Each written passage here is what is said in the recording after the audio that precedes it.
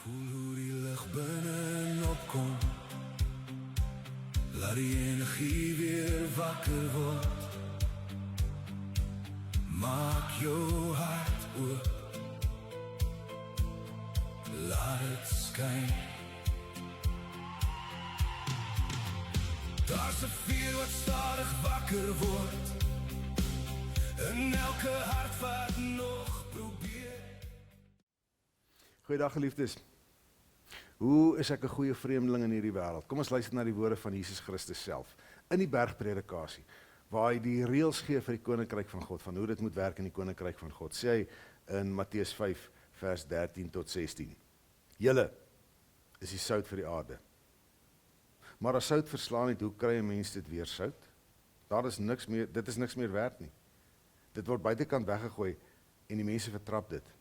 Julle is die lig vir die wêreld. 'n Stad wat op 'n berg lê, kan nie weggesteek word nie.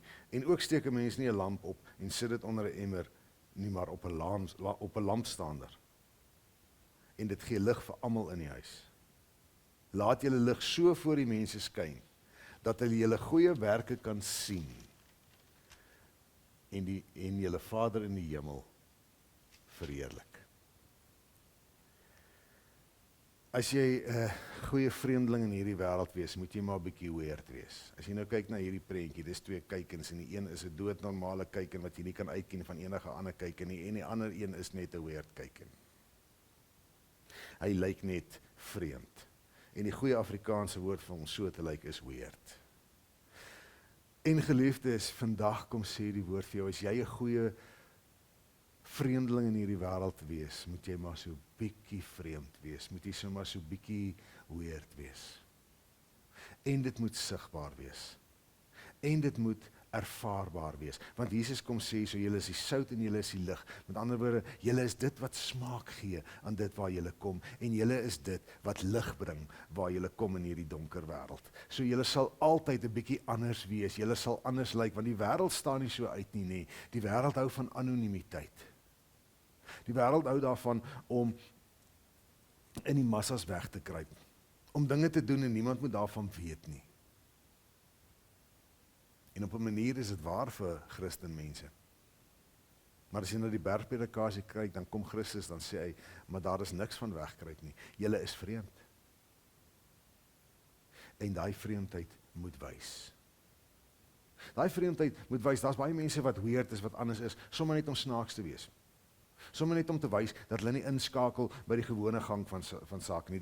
Dis die rebelle en die mense wat snaakse goed aanvang. Maar dit is nie wat hier staan, wat hier van gepraat word nie. Hier word gepraat van om sout en om lig te wees.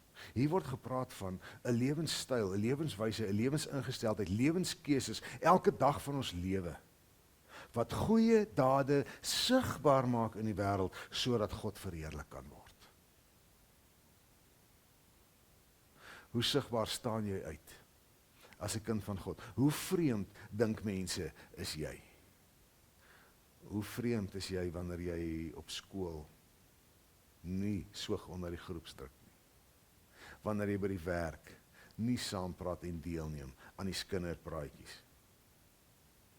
En die rebelsheid en die bitterheid wat die rond is doen nie? Hoe vreemd is jy? Wanneer jy vir die wêreld nee sê en vir jou gemeente ja sê en begin saamwerk.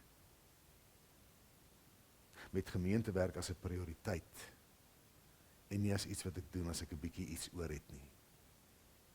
Dis vreemd, nee. Kom ons raak wêreld vreemd.